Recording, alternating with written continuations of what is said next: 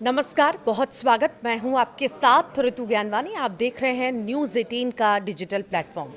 पाकिस्तान में 27वें संविधान संशोधन विधेयक के तहत सेना प्रमुख जनरल असीम मुनीर को आजीवन अधिकार दिए जा सकते हैं। जी हां, जिनमें थल सेना, नौसेना और वायु सेना पर सीधा नियंत्रण, परमाणु हथियारों की कमान और आजीवन फील्ड मार्शल की उपाधि शामिल है। नागरिक सरकार कमजोर हो रही है जबकि सेना संवैधानिक रूप से सशक्त है। क्या पाकिस्तान एक लोकतंत्र से एक सैन्य राज्य में बदल रहा है? ये बड़ा सवाल है। पाकिस्तान में ऐसा राजनीतिक और सैन्य घटनाक्रम सामने आया है जो सिर्फ संसद तक सीमित नहीं है बल्कि संविधान और लोकतंत्र की नींव को हिला सकता है। पाकिस्तान की संसद में पेश किए गए 27वें संविधान संशोधन बिल के तहत सेना प्रमुख जनरल आसिम मुनीर को अब वो शक्तियां मिल सकती हैं जो अब तक नागरिक सरकार के पास थीं। ये संशोधन पाकिस्तान को लोकतंत्र से सीधे सैन्य प्रभुत्व वाली व्यवस्था की ओर ले जाने वाला कदम माना जा रहा है।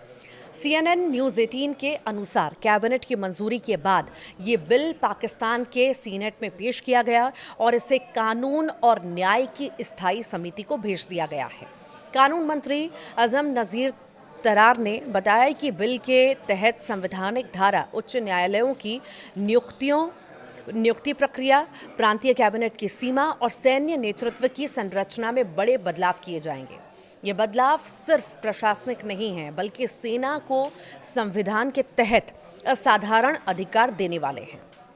बिल के अनुसार सेना प्रमुख अब चीफ ऑफ डिफेंस फोर्सेस भी होंगे, यानी तीनों सेनाओं, आर्मी, नेवी और एयरफोर्स पर सीधे कमान। वर्तमान में chairman joint chief of staff committee यानी CJCSC सेना प्रमुख के लिए संतुलन का काम करता है, लेकिन नया बिल इस पद को 27 नवंबर 2025 से समाप्त कर देगा और कोई नई नियुक्ति नहीं होगी।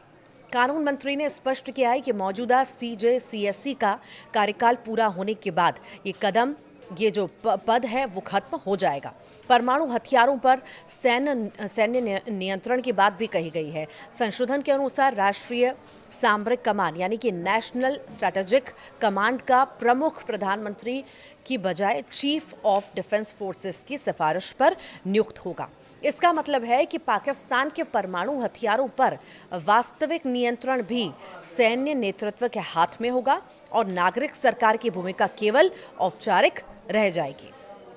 फील्ड मार्शल को जीवन भर का खिताब मिल जाएगा।